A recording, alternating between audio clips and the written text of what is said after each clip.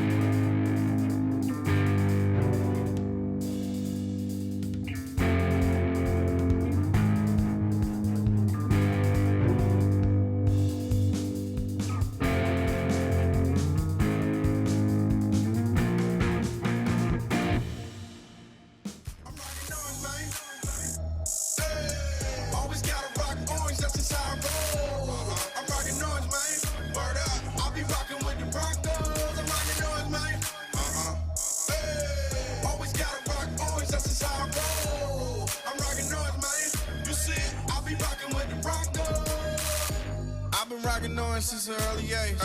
Now since 9-7, I ain't miss a game. Came up with TD and Rod Smith. I was riding with the team when they got the chip. Before the Chevrolets and the Lobster. I remember Elway's helicopter. I remember. I'm telling you, that man was a monster. Way before he had his hands on the roster. Way before. He turned the Broncos to a powerhouse. So you know I got a shout out to Johnny. Elway, he important, man. He the reason that I'm always rocking on his man.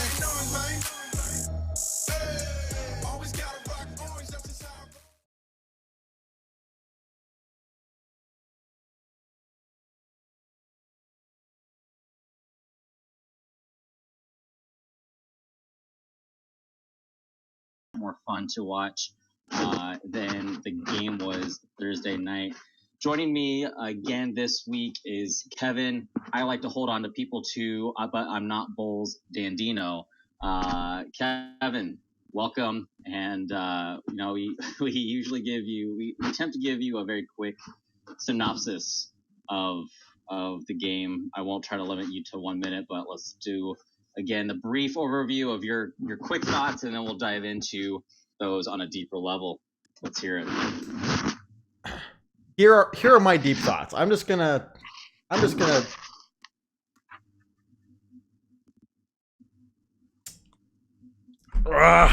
those are my the intro thoughts. Yeah, I don't think. Hold on. Now I'm ready to talk more Broncos. Whew. To be fair, I don't think there was any amount of drinks that could be had Thursday night to have limited the pain that was suffered watching that travesty. Guys, welcome tonight. Again, as usual, welcome. It's going to be a fun night. I know we had an earlier show, but if you want to add to that discussion from the last show, or if you're just joining us, you didn't get to watch the first show, feel free to push your comments, thoughts, discussion topics in those comments, and we'll try our absolute best to get to every single one of them. If we don't, we apologize. Just repost for us. We swear we're not ignoring you. We're just trying to keep up with pace. So Kevin, this one was tough, not just in the fact that we got obliterated at home by the Chiefs, but the fact that it was coupled with, if we had come out and played our game, we would have had a chance against the Chiefs team, who is now without their star quarterback for at least 3 weeks, although I'm hearing longer by some reports, and would have given us a shot to get back into the playoff race of getting first in the division. And instead, we are now sitting minimum 3 games out, depending on tiebreakers, if we beat the Chiefs the next time around. And added to the fact that it's becoming just painfully obvious that our offense is just bad. And there's no other way to put it. At least the past 2 weeks, this offense is bad. From Flacco to our run game to our blocking. I mean, I don't think anyone needs to mention the 9 sacks we gave up. But I mean, man, where do we even go from here? Well, first off, I want to say thank you to everyone who's watching the show right now. The 225 of you guys in here. We got Travis, Ryan, Abdi, Justin, Allison, and Gregory. The cool thing is, as terrible as the team is doing and is looking, and it's so frustrating, and it's such a huge letdown, is the fans here at Orange Weekly, Broncos country in general, is fantastic. So if there's a winner from this last week, it's Broncos country. It's the fans. The team doesn't deserve us right now. I'm just going to throw that out there. If you watched the show we did earlier tonight, Beer Broncos No BS, I'm not pulling any punches. I'm normally the optimistic guy here at Orange Weekly, but it's time to throw down the gloves, and it's time to go. This is not looking good, man. I'm not going to lie to you. There are maybe in a couple of weeks we can talk about some positives once we get some player adjustments and some positional changes up in there. But I don't know where we go from here, man. The first one, obviously the big one, is the trade talk with Emmanuel Sanders coming up here with the trade deadline next Tuesday. There's some other players like Derek Wolfe, maybe Adam Gotsis, possibly. I threw it out there to Jared earlier tonight. The whole maybe Chris Harris Jr. Really don't think that's going to happen just because our secondary is so depleted. But Emmanuel Sanders is the one that is being reported on a lot, and that's so there's going to be some changes soon. There's also Teddy Bridgewater is available, so are we going to make a move for him? Bench cut Flacco completely, lose that $13 million in cap space or in dead money that we have on his contract. Have Teddy Bridgewater back up or help out Drew Lock, give Drew Lock some time to come back and kind of just ease him into everything. But this team. The frustrating thing for me is John Elway in the last couple of years has been in win now mode.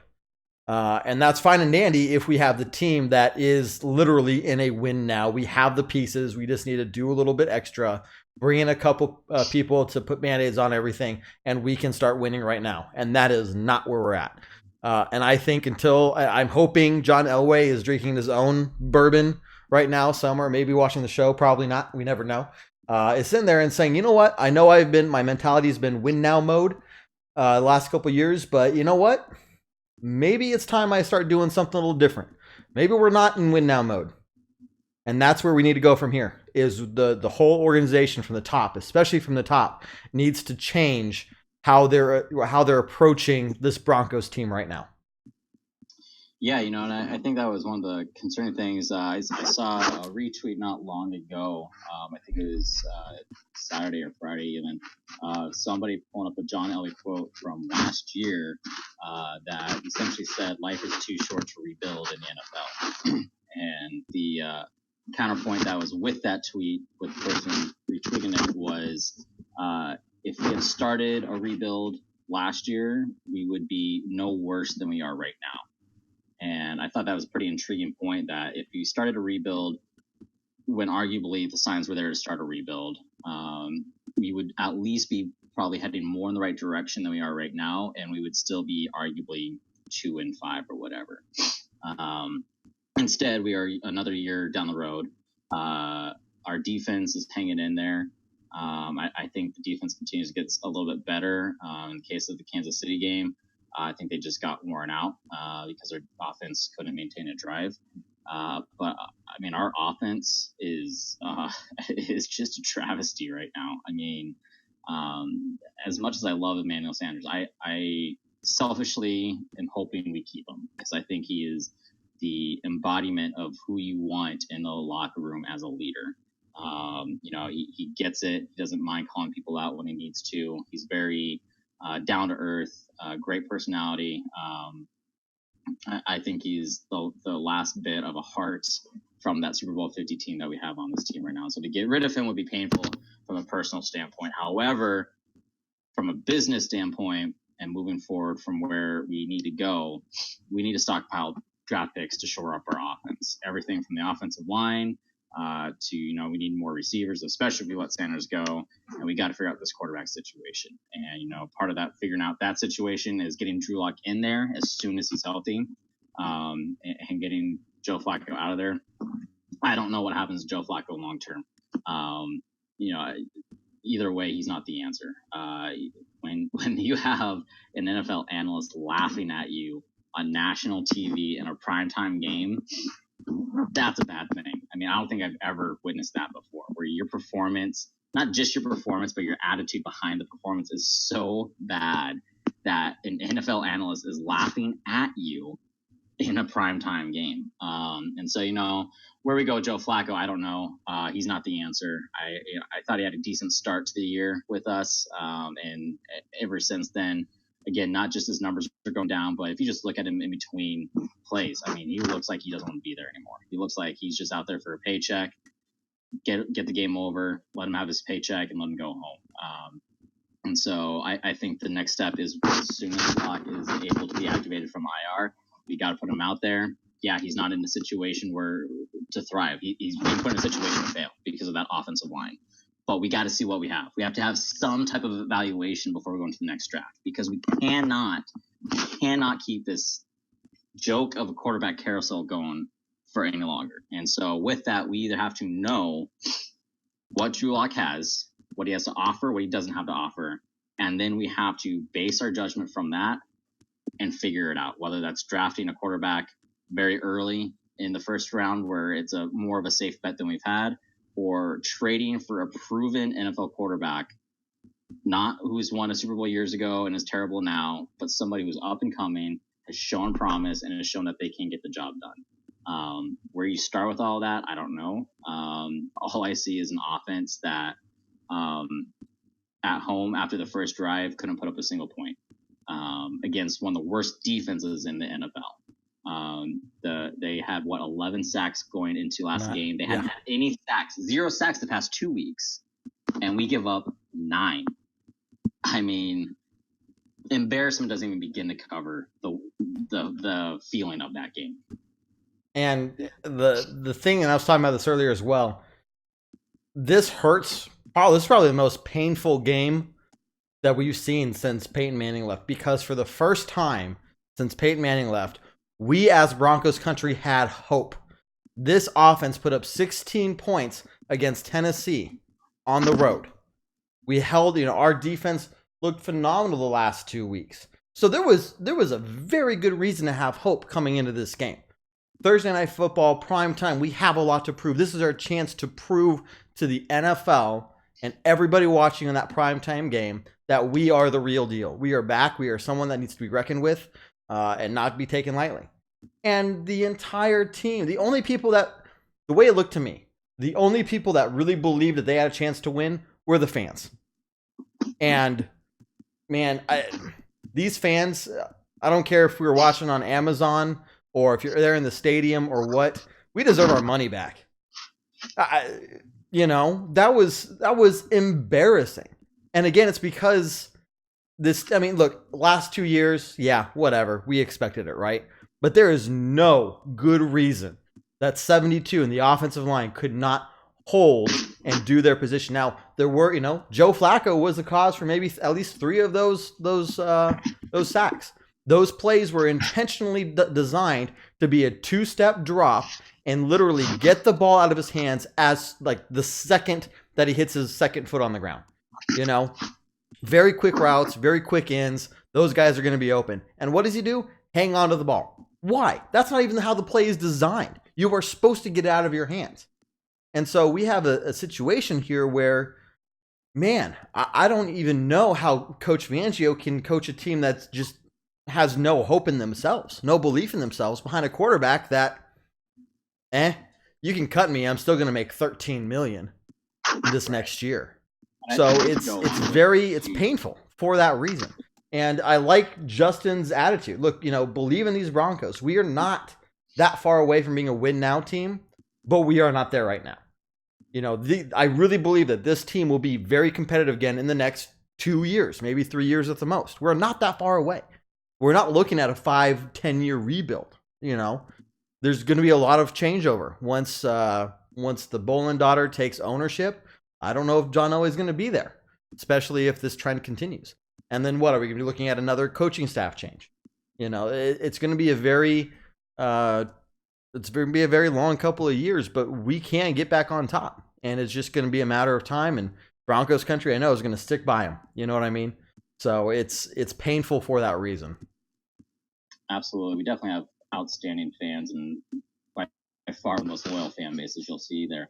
But going back to the coaching issue, there are some other, outside the players, there's some red flags on the coaching side of it, and I don't think it's Fangio as an in-game coach. I think it's Fangio as a decision maker of who he's surrounding himself with. And we had this conversation, you and I, a couple of days ago a little bit. But, we'll start with the fact that our Pro Bowl running back as a rookie is getting less than half the snaps of a game. And I think the breakdown of this last game was 30% of the snaps. Yep, 30%. Freeman had about 70. I'm sorry. I like Freeman. He hasn't gone to a Pro Bowl. He hasn't proven anything. So why, especially in a game like the Chiefs where our run game's not getting going, why are we continuing to go to him when Philip Lindsay, the carries that he had were pretty decent? He had that 8-yard run that almost went to the house, that shoestring tackle. He's picked up fourth downs, and as soon as that happens, we take him right back off, and he sits until we go 3 and out. And so to me, that's one of the bigger questions is, what is Scangarello doing? Like, I don't know if it's his first offensive coordinator job, and so he's stubborn and he's just trying to stick with what he's got going. I don't know. But one of the big things that needs to be changed up right now is Philip Lindsay needs to be carrying the ball way more than he is. Again, Freeman, you haven't been doing bad, but you haven't been getting the job done. And we have a guy who went to the Pro Bowl last year, who has that potential, who when he gets his opportunities, he takes advantage of them. We need to be upping his numbers of carries substantially. But then that goes back to it ties back into what I'm saying about Fangio. And you are a first-year head coach.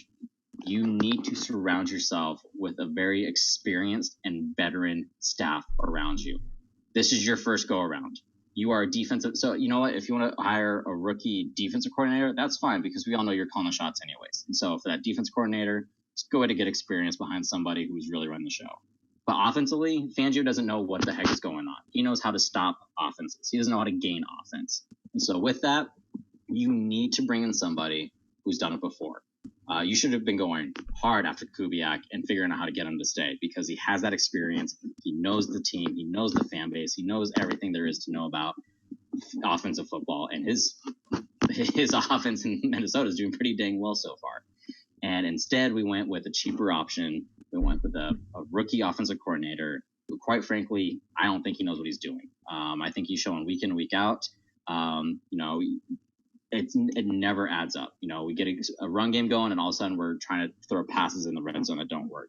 We're giving the ball to Royce Freeman constantly, and he's not getting the job done. Meanwhile, our Pro Bowler is sitting down on the bench.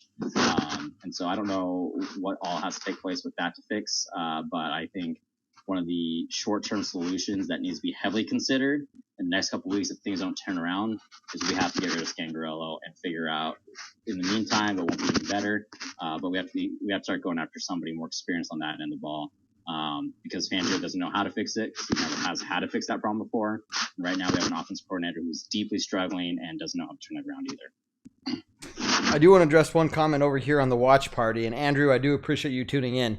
Asking who we are and if we watched any of the games this year. They think we'd be talking entirely differently if the team could have gotten a few things to go their way. The record would be totally different. No one would be talking about side out of the side of their neck, in his opinion. He thinks we act like it's easy to play in this league. And Andrew, believe me, we're as diehard a fan as you are. We're just fans like you giving our opinions. It's not easy to play in this league. And you're right, we are a few plays away from being a different team. But there's no way that I can sit here, in my opinion, after seeing the performance this last Wednesday night and say that we're worthy of being that close to having a better record. I don't believe that if we had a couple of those calls go our way and we entered this game, instead of 2-4, that if we were 3-3, that we'd be playing any better. I don't believe it. We'd still have the same amount of things to prove. Kansas City was still giving us every opportunity with, those 4 injured players, Pat Mahomes going out, and we couldn't do squat because Kansas City would have come in with the same things that happened to them, having just as much to prove. And so to me, and it's okay for us to disagree here at Orange Weekly. That's what we try to do, guys, is you give us your opinions. We might agree, we may not, and that's okay. But here as fans, we're sitting here looking at this saying, how has this team gone so far from going winning 16-0 against the Titans on the road against a much better defense to coming to a home stadium with momentum, with a banged up Chiefs team, and saying, well, we'd be talking differently if things that, a couple things had gone differently. In this game right here, forget the record. Forget that we're 2-5 right now. This game was atrocious. It was absolute, and I cannot sit here and believe that we would have played any different had we been 3-3. The team's still the team. If we were in 4-2, based off those couple little things, the rest of the games that we played and how we played them would have stayed the same. Okay, fine, we get a couple things that go our way. Fine, we're 4-2. We still have a lot to prove on this Thursday night game. I don't believe that this team would have come out the same way. And I love the Broncos, and I know we're going to get back there. And it's a tough time for us right now. And it's easy to sit here and say, fire this guy, fire that guy. And that's not what we're necessarily saying, Andrew. But for me sitting here right now, this performance of this team, I know it's hard. I couldn't go out there and do it. Believe me, if I would, I'd be going out there and getting paid millions of dollars too. I'd even play for $500,000, freaking $200,000. I don't care. But that's who we are. That's who we are at Orange Weekly. We can disagree and everything, but the frustrating thing from my point of view is how we handled the entire situation, how no one seemed to go out there and have any real fight. When Pat Mahomes went down and we were losing 10-6, man, how could the defense not get fired up? How could the offense not get fired up? How could the O-line completely dissolve? How could Joe Flacco hold on to that ball so many times when he was supposed to get rid of it? The play was designed to be that way. Now, if we had lost maybe 30-29 and we hung in there, maybe 30-27, it was that close a game, we would be talking something different. Yeah, we lost, but this team would have looked a lot better and more impressive. So in this case, the record doesn't necessarily mirror what the situation is. We didn't lose by 30-27. We didn't lose 30-29. We lost 30-6, in which those 6 points came off the first drive, and Kansas City allowed us to get that touchdown based off of 3 big penalties. So, Jason, I want to get your take on that, or just whatever else. And Andrew, again, I appreciate you guys watching. You may not agree with us, but Jason, the fact of the matter is, this team went out there and completely let a terrible defense, like you said earlier, had 0 sacks the week before, come in and absolutely dominate us, dude. Absolutely. Embarrassingly so. And heartbreakingly so. Absolutely. Sorry, and that's my soapbox. No, I'm with you on all that. And I think the other point to throw in there that I haven't heard many people talk about yet is we got outscored 20-0 by Matt Moore. Matt Moore, who hardly anybody even knew he was a quarterback in the league, came in on the road And at the point he came in, we still lost 20-0. So if you take out the first quarter, we lost by 3 scores to a backup quarterback who's not even a well-known backup quarterback, to Matt Moore. And so I agree with you that, yeah, it's a tough game. We're not here saying that it's easy, but that's why they get paid millions of dollars. I mean, you're getting paid millions of dollars to do your job, so do your job. And we didn't see, I would say the only person I saw on a consistent basis that game do their job was Justin Simmons. Everyone else looked totally unprepared and or looked like they didn't even want to be out there. And so, yeah, it's hard. It's a hard game. We get it. At the same time, we can put in business standards as well. And when a business has a bad product, people aren't happy about it. And I think that's where the Broncos are right now. The Broncos do not have a good product that they're trying to sell to fans by having extremely high ticket prices. They're still expecting us to show up every week. And to the credit of Broncos fans, we are. You are, and I don't think that changes anything. But at the same time, when you're invested in a product, you want it to be a good product. And right now, the Broncos simply do not have a good product. I'm going to get over some of these comments over here. Ryan, thank you for joining us. You've been posting a lot. Sorry, I haven't been answering too many questions yet so far. But he asked, what's your take on Locke? Is he a bust? Got faith, sees potential, needs a lot of work, or our future?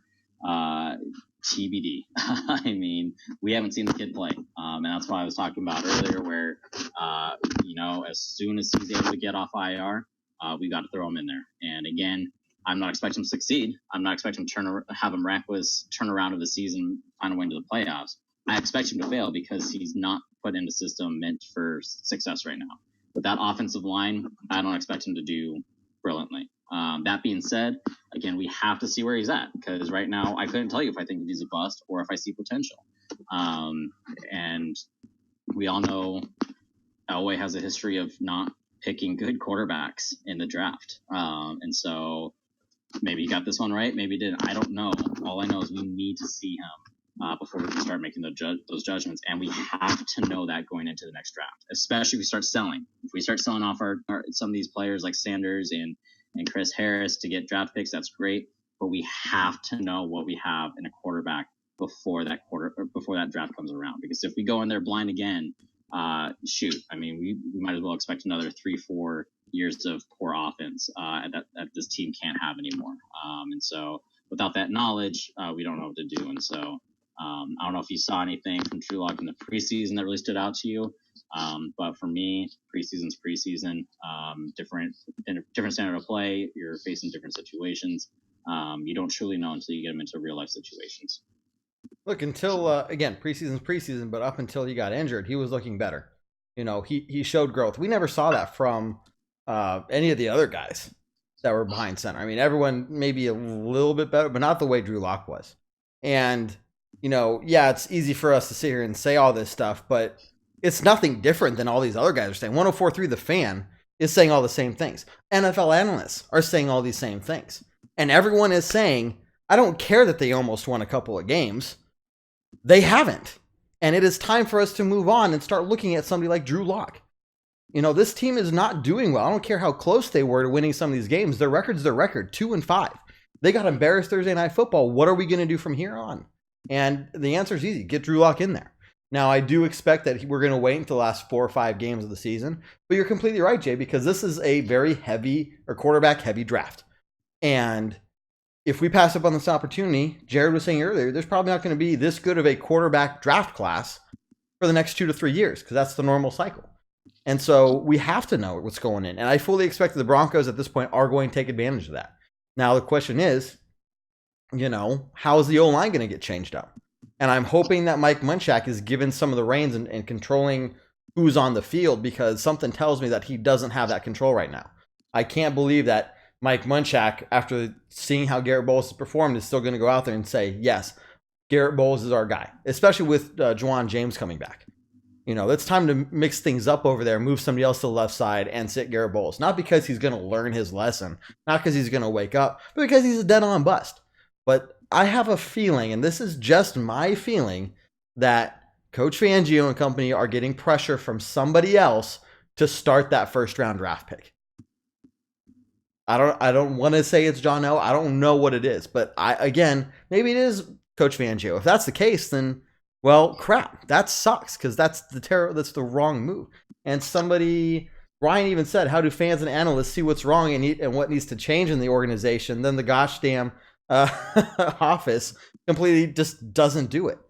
And, we're not the ones getting paid millions of dollars, but when the consensus across the board, fans, analysts, every radio, these big time radio people with ex NFL players, ex Bronco players, all saying the same damn thing. You're right.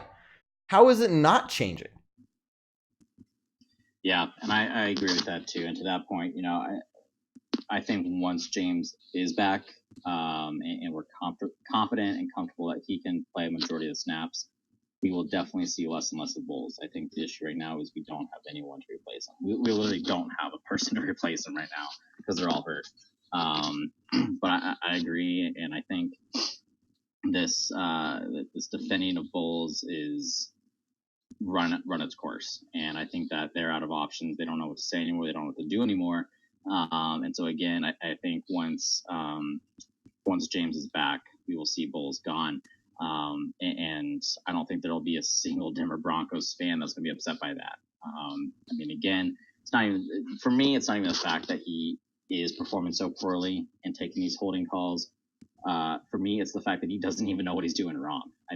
Every time they show the replay and it is clear as day that it's a hold, you see his reaction going, what do you mean? What, me? How's that a hold? And it's just so again, it's the fact that he doesn't even know what he's doing wrong, or he's just a great actor and doesn't know what else to do in that situation other than play stupid. I don't know. Either way, he needs to be gone because he's costing us drives left and right.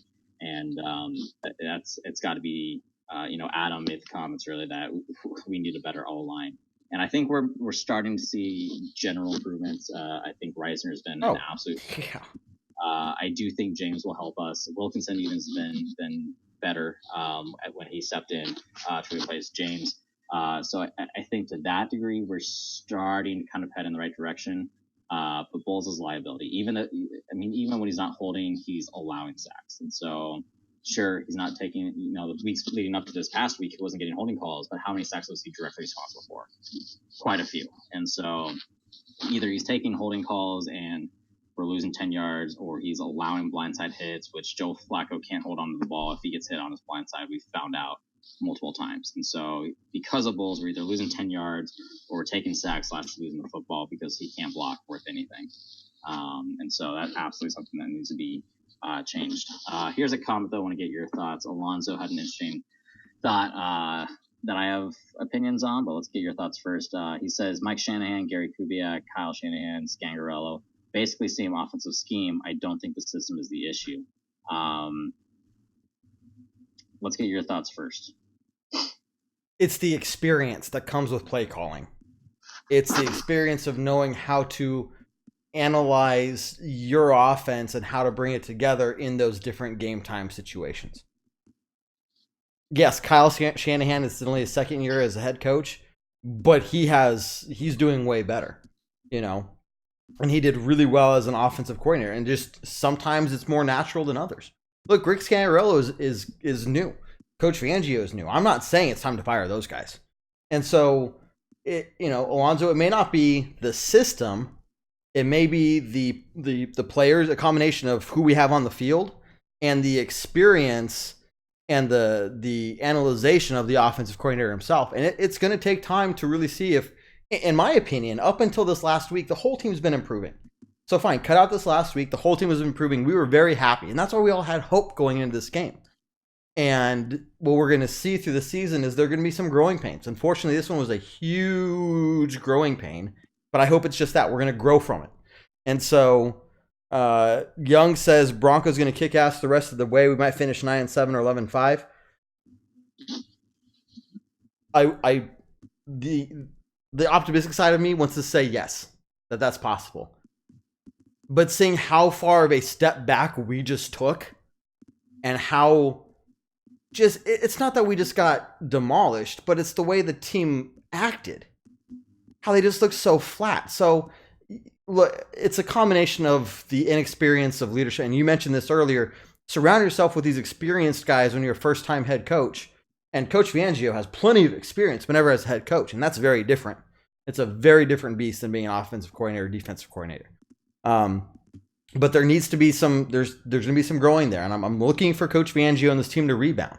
Look, if we start looking really good, look, next week, if we just demolish the Colts, who are doing incredibly, incredibly well, and have a much better team in whole than the Kansas City Chiefs, in my opinion, okay, now we have something different to talk about. But where I'm sitting right now, that's not the case. And I'm sorry, Young, I want to believe that, but that's not where we're at. To me right now, that's not even close to believable because of the players and the mistakes that we're making on the field between Flacco, Garrett Bowles. We're going to be losing Emmanuel Sanders here in the next week. I guarantee it. He's going to be traded. And it's a good comment there that Alonzo brought up. While this team is close, the leadership aspects of the team just aren't there yet. And it showed. It showed drastically. And we were even talking on the group chat during the game saying, I think it was even me, I hope Vic Fangio is in there in the locker room during halftime just ripping everyone a new one, trying to get the team fired up. I don't know if that's what happened, but either way, it came out and there was no difference in how the players were executing everything. So I do like this style. I do like this system that all these guys have, but there just needs to be some improvement on how the plays are being called. But in addition, there also needs to be just as much, if not more, improvement on how the plays are being executed. You can call a perfect game, Jason. You know this. You can call a perfect game. But if Joe Flacco holds onto the ball too long and keeps getting sacked, if number 72 can't, he does one of two things, hold or let a player by. If we can't get the run game going, well, it doesn't matter. But there are things like you brought up where, why is Royce Freeman getting 70% of the carries? Okay, that makes me scratch my head. And if they improve on that, okay, we have something better to talk about. So Young and Alonzo, good comments there. But right now, I can't see us winning some of these games. I mean, between Minnesota, the Colts here, some of the other tough teams we're playing before too long, they need to prove it to me. They need to show me before I start talking any different. I agree. And to Red Cloud's comment, systems need the right pieces. And I think that's kind of the point I was going to make. So Red Cloud, great point. You're right. I like the system. But as a coordinator, you have to know what you have and you have to know how to make the adjustments. You can have still the basic foundation of a system, but you have to know how to plug in the right pieces and how to make the adjustments. So again, we can go back to Freeman and Lindsey. Freeman's not getting it done. Why are we not letting Lindsey do what he did best last year? You got to be able to make those adjustments. We've seen plenty of times before. The Packers game still comes to mind, where we marched all the way down the field time after time, run play. We get all the way down to the red zone, and all of a sudden we're trying to force passes, which our pass game wasn't there that game. And how many points did we give up because we didn't stick to what was working? We try to get too fancy. And so those are the issues that you have when you don't have that experience, is you try to get a little bit too cute. You try to force things to happen instead of going, okay, we're a few weeks, this isn't working. We got to change a little component of the system. I'm not saying throughout the whole playbook, but you got to know where to make those adjustments, how to fix those problems that we're still very clearly having. And so to me, again, I don't think the system itself is the issue. I think the offensive coordinator lacking experience is the issue. And not to say he's not going to be great, but right now, I think, and this could go across the board with the entire Broncos organization, you got to know what's not working, and you got to make the adjustments. You can't be so stubborn that you try to trying to force a square peg through a round hole. I mean, you got to know what's not there. You got to make those adjustments, and until you do that, it's not going to work. Real quick, William, first time watching the show. Welcome, William. We appreciate you being here. Anyone else here who is new as well? The way we work this show, as you've hopefully seen so far, post your comments, discussion, questions, whether you agree with us, disagree with us, whatever you want to say. If you want to comment on how I'm the better looking brother, I wouldn't fault you for that either. But whatever you want to say, go ahead and post that in the comments below, and we will try to get to you. So, William, welcome to the show. There is one comment I want to put here. Okay, so first off, really quickly, this was the biggest game of the Broncos season to this point. I think this was the make or break point for the season, in my opinion. The second most important game of the season is this weekend against a much better Colts team.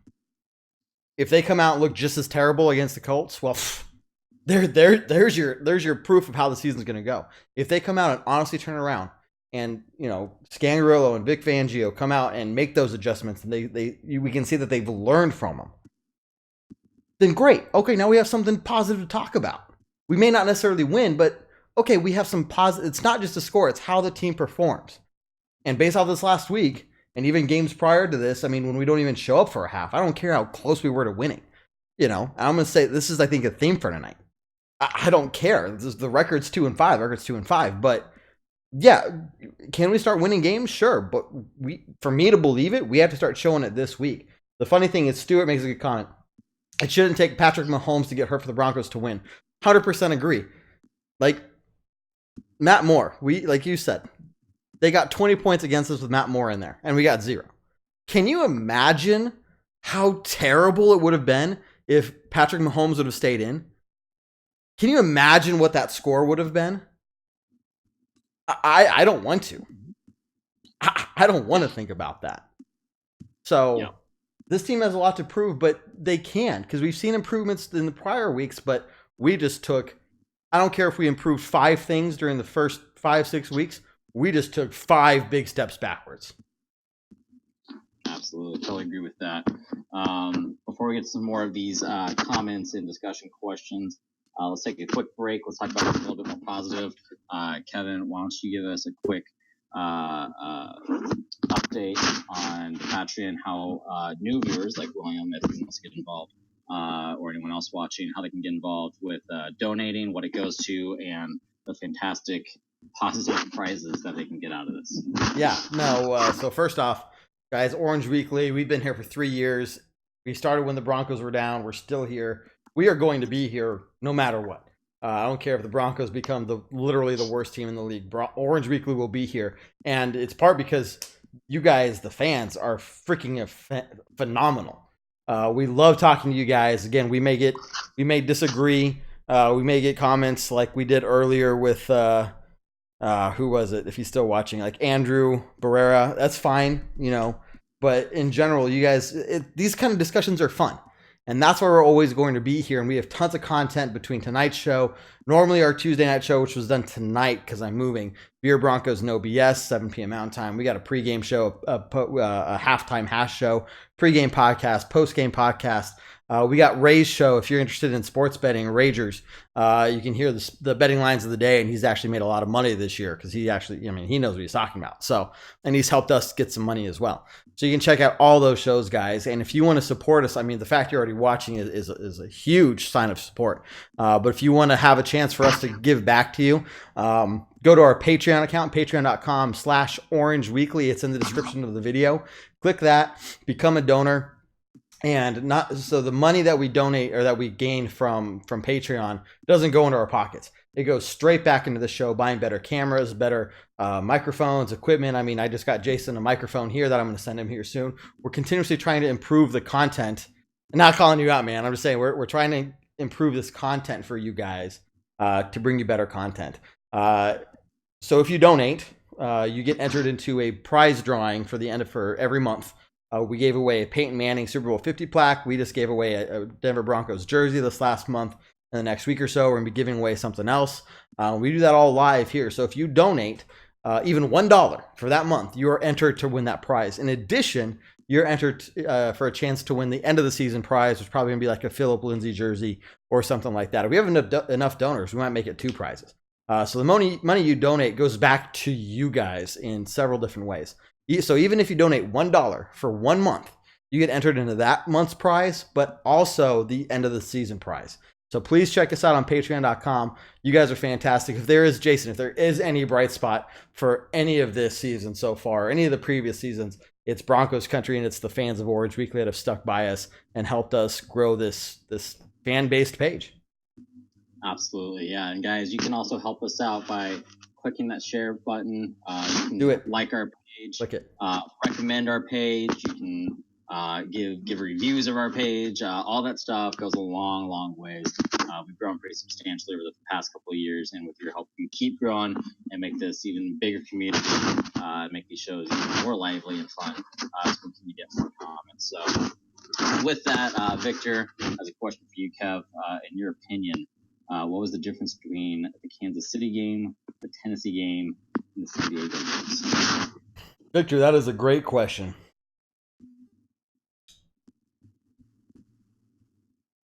I don't know. There shouldn't have been a difference. Why we came out against San Diego, why we came out against Tennessee and looked that good and played that strong, and then completely just our way through a game against Kansas City on Thursday Night Football, I don't know. The biggest difference, if I had to pick something, it's attitude. The attitude on the team was atrocious. You're telling me Patrick Mahomes goes out and you don't get fired up? Every single one of us, either in the stands or watching at home, got fired up. Okay, here's our chance. These guys are going to get excited about it, come out here and we have a chance to dominate. And they didn't. They didn't. How can you beat a team like Tennessee and win that game 16-0 and not be absolutely fired up to play this Chiefs game? Yes, we had to get those 3 penalties on that first drive for us to get that touchdown, but we still got the touchdown. Okay, that's at least some momentum, but why? It just disappeared. It went away to the point where I guess Joe Flacco, and again, I'm just a fan. I have him at a quarterback, but why he wouldn't get the ball out of his hands when the play was designed to do that so that he wouldn't get sacked? Was he just expecting to get hit so he's not going to try to force a turnover? Well, that's not how you do that, especially when you're losing. Hey, if you're supposed to do a two-step drop back and then get the ball out of your hands, there's a quick 1-2 option. Throw it to one of those 2 guys because they're going to be open. Why aren't you doing it? The attitude of the team was atrocious. And so if I had to pick one thing, Victor, I don't know. I don't know why the attitude changed so dramatically over those 4 days. There's no reason for it. Again, I'm a fan. But I'm no expert, but why? And so, Jason, I want to hear your take. I mean, why? What was the difference? Why was there a difference? I don't know. I agree, and I don't know if we can pinpoint what that difference is or why it was, but I agree. I mean, this was arguably the biggest game, the most meaningful game the Denver Broncos have had since Super Bowl 50. The most meaningful game since Super Bowl 50, and we came out flat. Like you said, we got that touchdown with some penalty help that should have brought momentum. But you and I were talking last week about how difficult it is to get a shutout in this league, and how impressive it was for our defense to do that, even if it was against the Titans defense, the Titans offense. We still got that shutout. Well, fast forward 4 days later, you take away that first drive, the Chiefs got a shutout against us. I mean, if you take out that first drive, they shut us out. And so to me, again, the most meaningful game, I mean, we're talking before Mahomes even goes out. I mean, and that goes to the earlier comment that you shouldn't even have to wait for that to happen. I agree with that. This is the most meaningful game you've played since the Super Bowl, and you can't come out totally fired up and ready to go.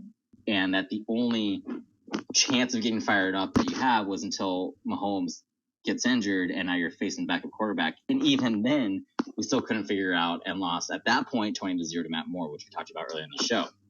So I don't know what those differences are. I don't know why this team is so hot and cold this year, but they are. And I think that's I don't know if that's a coaching thing. I don't know if it's a leadership thing. I don't know if it's a personnel thing. I don't know what it is. I feel like the only people that would know that are the people in the locker room. But that being said, it's got to be figured out, because that is a long-term. It's an issue that can turn into a long-term issue. And at that point, it doesn't matter who you draft, who you trade for, who you pick up. At that point, the culture of the team is to be hot and cold. Show up when you want to show up. Play when you want to play. Instead of every week, we are winning this game. We are going to hate to lose more than we love to win. And right now, I feel like the general feeling of the team is, if we go out there and we play, great. If we lose, that sucks, but whatever. And that's a dangerous culture to have on a team. Let's see. Young wants to know where you get that hat, Jason. You get that online? I got it online. Yeah. Again, maybe we can find another one and give away one of our prizes if you donate. There you go. Yeah, that'd probably be a good idea. I like it. So Young also says bring back Kubiak. Well, that's not going to happen, Young. I'm sorry. We let him go. So you should be asking the question, why did we let him go?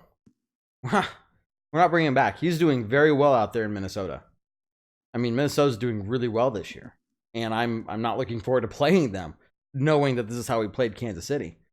I don't know what to expect. That's the thing. What team are we going to get each Sunday, each game day? What are we going to get? The team that played the Chiefs, or are we going to get the team that played Tennessee and won 16-0? Who knows? But the interesting thing is going to be to see what team we get when Drew Lock starts playing. There's no doubt in my mind that Drew Lock will not get at least 4 or 5 games. Probably start playing the end of November, is what I heard reports from. I think it was Adam Schefter. That's what I expect. Maybe it wasn't him. I can't remember who was talking about that. So don't quote me on that. Adam Schefter, if you're watching, I'm sorry. But they were telling end of November is when we can start expecting to see Drew Lock. So he'll get at least 4 solid games, if not 5. I'm hoping it's more like 5. But we're not getting Kubiak. We let him go, and he's like, fine. I wanted to stay in Denver, but okay, bye. So I wish we could, but I just don't see him coming back.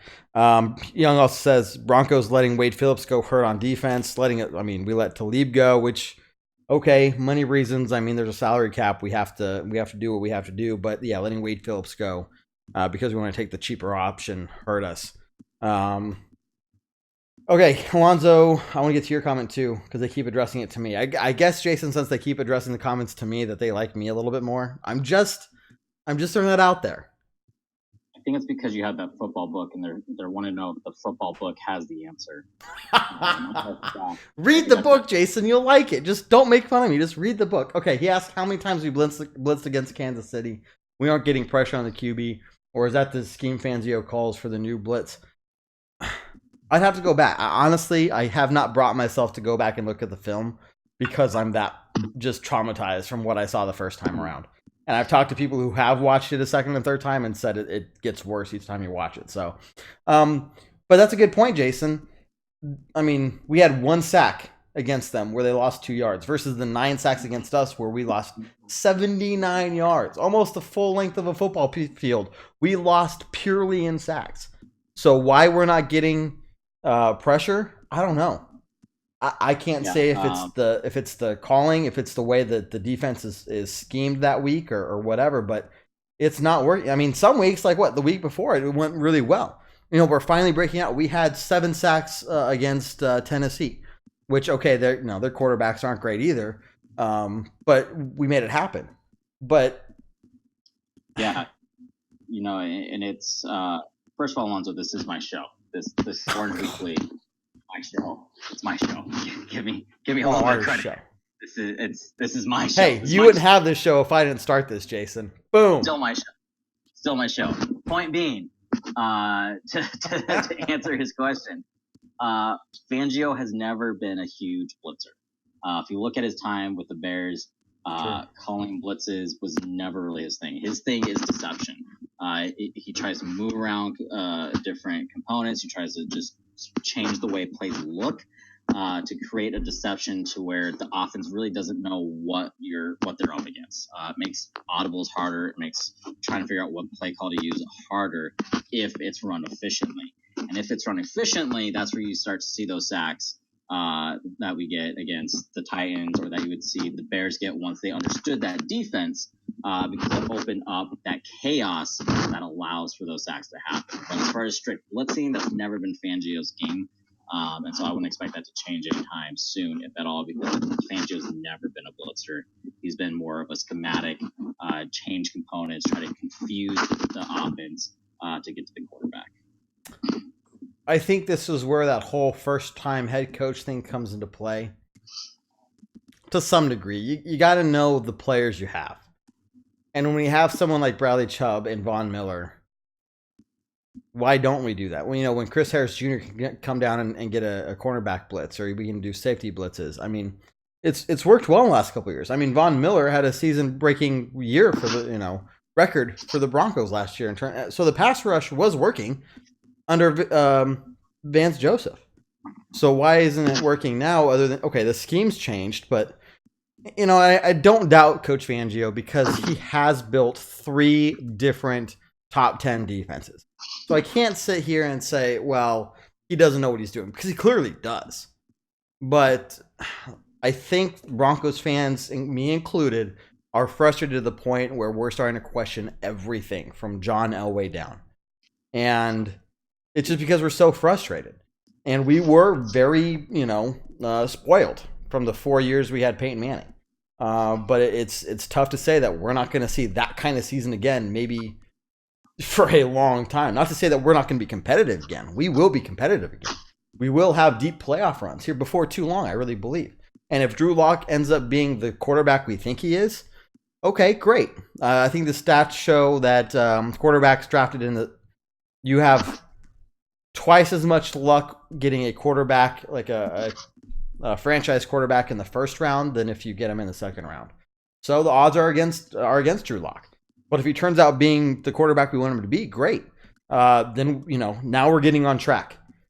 But if these last 4 games of the season he's playing and he's not looking good, he's not improving, well, okay, we got to start again by getting another quarterback. And then what's the question of next year?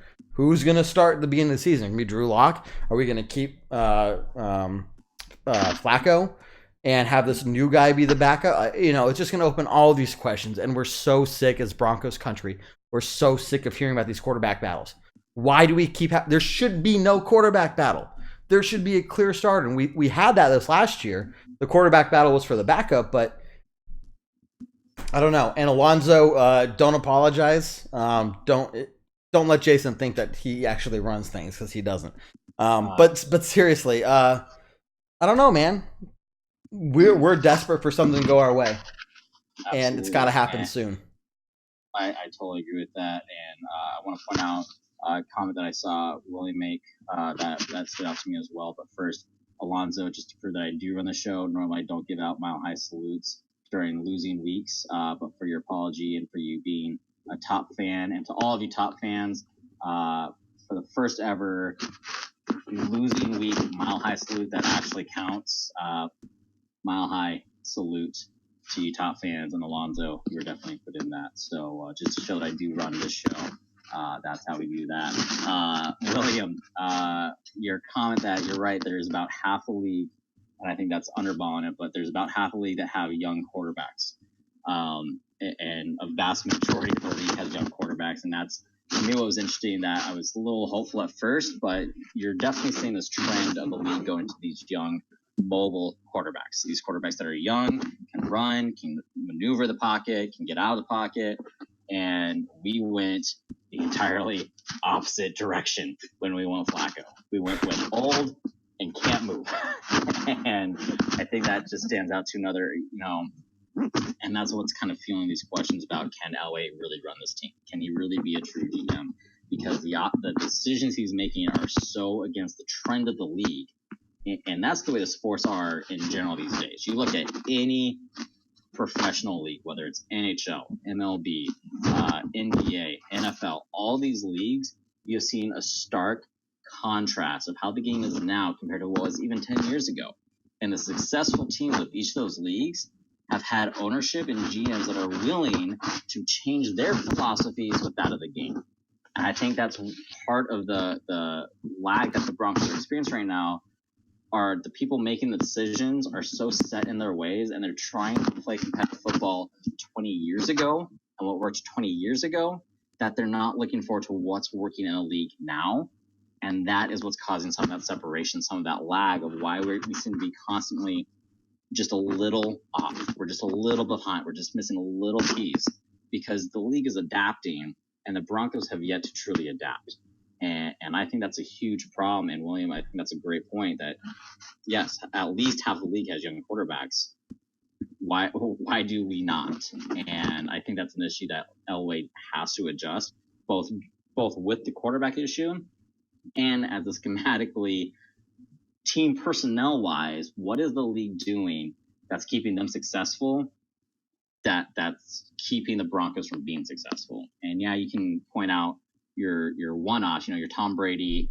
Yeah, he's old and doesn't move well, but he's got an incredible team around him, and and it still makes me sick to say, arguably the best coach that the league has ever had. But you look at anyone outside the Patriots, any team who's successful that comes to my mind has a young mobile quarterback who's able to maneuver around. And that is something that the Broncos have not had for quite some time. And even with Peyton Manning. But Peyton Manning was Peyton Manning. He could get away with it. Exactly. He could analyze the game so well and break apart defenses so well that he could get away with that. Outside of that, and Tom Brady's the same way. He can pick apart defenses that well, but unless you have that level of a football IQ, which, sorry, Joe Flacco doesn't, those type of quarterbacks are not going to succeed in this day and age of NFL. And that's something that has to be changed. There's a question I asked Jared, and I want to ask you, Jason, because there was a comment about, Elway needs to go. If John Elway were a general manager of another team that had a set owner, and he had the same performance that he's had with the Broncos, would John Elway still be a manager or a GM right now? That's a great question, and I think, in fact, so great that let's take our final little break while I think about this as you dive into all the shows and options that these awesome fans who are still watching have, all the material we have for them throughout the week. Why don't you lay that all out for them? It's a lot, man. We got a lot. I mean, Broncos country, Orange Weekly fans, if you want some Broncos content, this is the place to be. We are the only Broncos group organization page that does live videos like this. There used to be a couple others, but right now we are the only ones that do this. And so, yeah, there are a lot of podcasts out there, but we got our own pregame and postgame podcast. And then you can come on these shows and talk to us, and we try to talk about as many of your comments and questions as we possibly can. So we got our Monday night show. This show every Monday night around 9 p.m. Mountain Time. Orange Weekly After Dark. We got our Tuesday night show, the flagship original Orange Weekly show, Beer Broncos No BS, 7 p.m. Mountain Time. It won't be tomorrow. We ended up doing it tonight because I'm in the process of moving. But next week it will pick back up on Tuesdays. We got Rays Ragers. If you want to check out the sports betting lines of the day for the Broncos game and kind of get Ray's take on what bets he's placing that day, and he's doing pretty well. He knows what he's talking about, and he's made some money this year. So check out his show. Even if you just kind of want to hear what specific areas Vegas is looking at in terms of how the game's going to go, it's informal. It's only about 5-10 minutes, and he does a great job breaking that down. We got our Broncos brunch show, pre-game Broncos game show, 10 a.m. Mountain Time every Sunday, every game day. And then we got our halftime hash show. Again, nobody else goes live during halftime. We are the only ones that do it. So I know what happens during halftime, guys. I do it too. Halftime starts, what do? We pick up our phone and we want to talk about the game because we don't want to listen to the people on TV talk about it. Pick up our phone, go get some snacks, all that stuff. We are live. As soon as halftime starts, even a little bit before, we are live. So pick up your phone, go to Orange Weekly. You can talk about the game, first half of the game with us there as well. So we got a ton of stuff for you guys. We try to bring the best content we can to you guys. And again, you guys are fantastic for watching. And just the Orange Weekly fan base in general is growing into something fantastic. And so we try to do this for you guys, not for ourselves. We're not making money off of this. This is a hobby for all of us. We're not backed by any major news corporation or anything. So check out all our content, guys. We're here for you.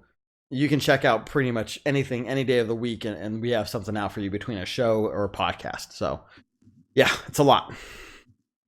Beautiful. Thank you for that. As I answer this next question that you asked, make sure you all, as we start to wrap things up here, you post any final comments, questions that you might want to go quickly address.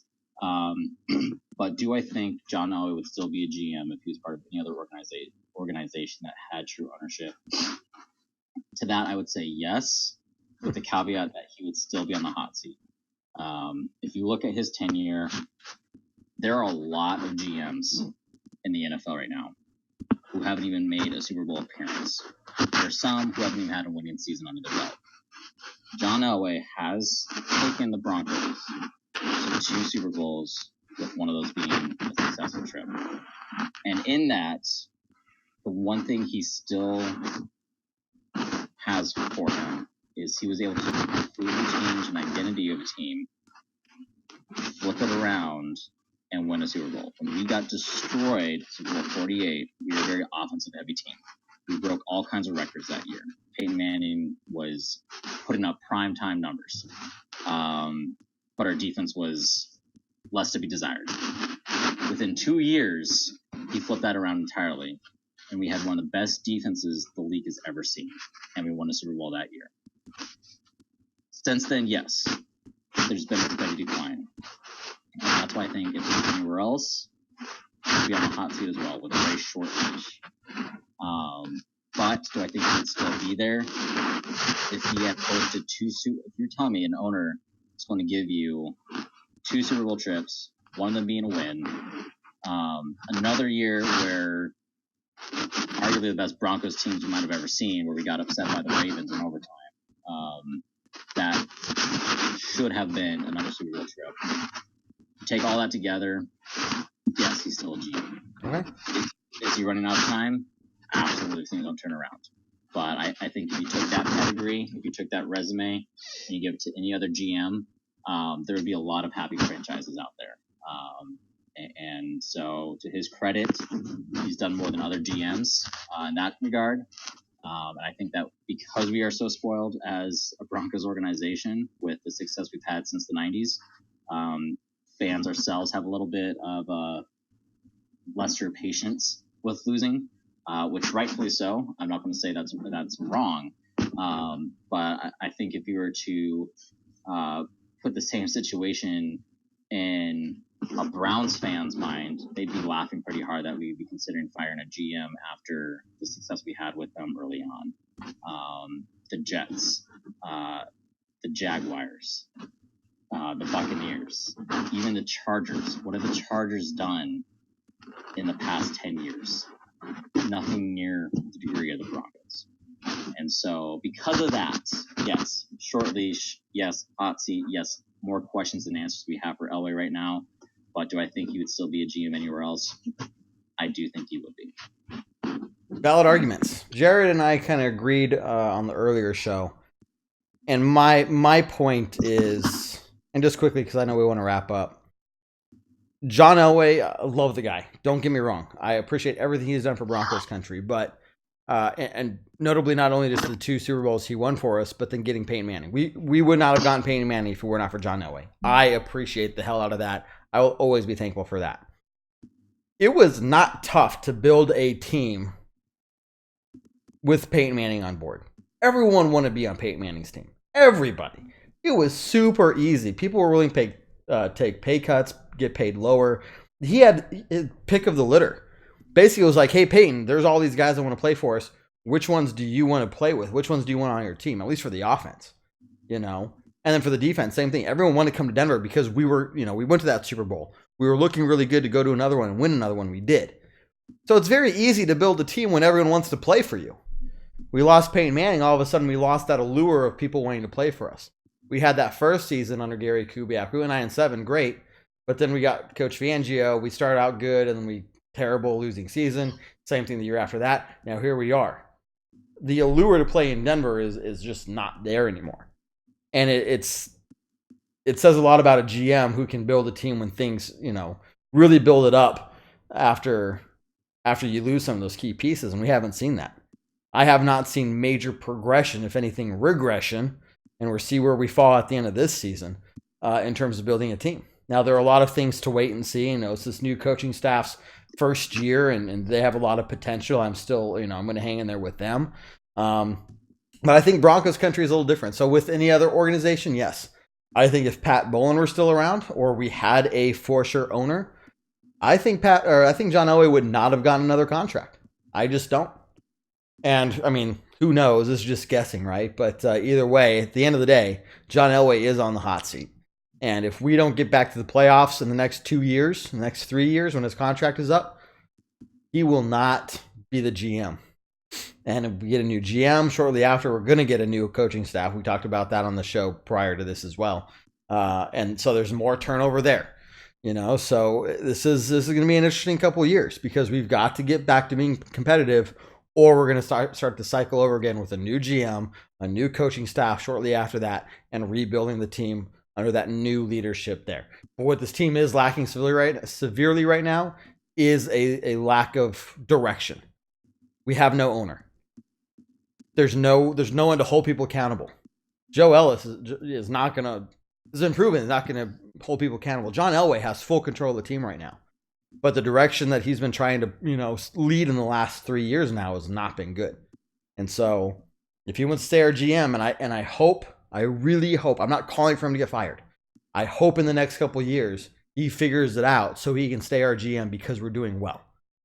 That's my take on it. But at the end of the day, we know Williams says go Broncos country, go Broncos. I'm going to be a fan. I might be critical, but we're going to be here no matter what. I'm going to watch every single game no matter what. I don't care how pissed off I am from this last week's game, but I'm going to be there in front of the TV. I'm going to go to a game this year. I'm going to go to games here on out. I mean, this is what Broncos country does. Broncos country has a high expectation for their team.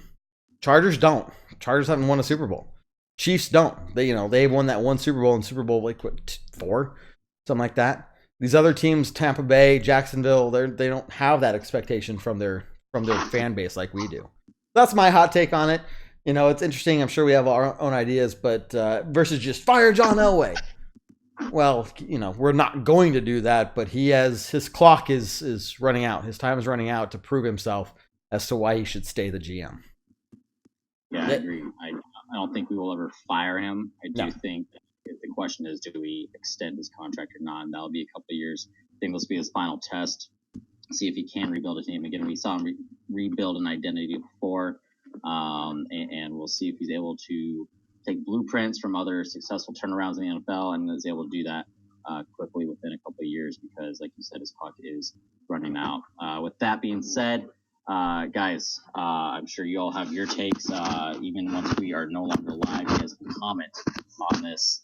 So feel free to share your takes on that question. Do you think Elway would still be a GM if this were any other organization or not, and why? With that being said, Kevin, any last minute wrapping up, concluding thoughts? It hurts. This one hurts, man. I am hoping desperately that this game, for some reason, was such an outlying fluke that we can get back to winning. This team has a lot to prove. We're going on the road. I think after the bye week, we're playing 4 out of 5 games or something like that on the road. We were playing tough teams. Minnesota, we're playing the Colts this weekend. We still got to play Kansas City again, the Chargers again. Some of those games are home games, but most of them aren't. I don't know. My closing thoughts are just, I'm dying for them to show that last game was a fluke. If they come out and they show that that's actually the team of this year and that those 2 games we won was the fluke, it's going to hurt. But there is promise, waiting for Drew Lock to see what he does. And if he is that quarterback we can count on, there's going to be growing pains with him, where he's going to make freshman mistakes, and that's fine. Even next year, if he does take that starting role, or whoever is, the young quarterback in next year, it's going to take a couple years, at least 1 full year, until he really starts getting that leadership under him. So just wait and see, Broncos country. I'm excited to see what happens. I'm hurt right now, but there are brighter days ahead. Maybe not this year, but it is going to get better. Yeah, absolutely. I think one of the marks of the team is how they respond to 4 games and the amount of pride that they have in their game. And I think this will be a nice test against a very strong Colts team, which did just beat the Texans. How to respond to such a poor performance? Do we come out with that pride and energy, trying to prove everyone that was a fluke, or was all that talk that they believe in themselves? Was all that just talk? So it'll be an interesting game for sure. Again, make sure you tune into the rest of our content through the rest of the week leading up to that game. It's going to be hopefully more of an exciting game than I was anticipating this one to be. But either way, Broncos country, You guys are awesome. Thank you so much for watching our show and pushing our content. Again, reviewing our page, sharing our page with others. It's much appreciated. Check out that Patreon. Again, it'll be in the description of this video as well as our page description as well. Check that out. You guys are all much appreciated. Other than that, hang in there.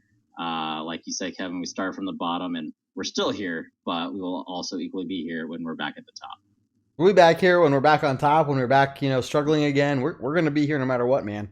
We built this over 3 years, and I'm not about to just stop this. I put too much time and energy into learning how to edit videos and create these kind of videos and stuff. And yeah, I'm not going anywhere. So if anything, if you guys bail, I'm still going to be here. So he'll be doing the shows with himself as he has to.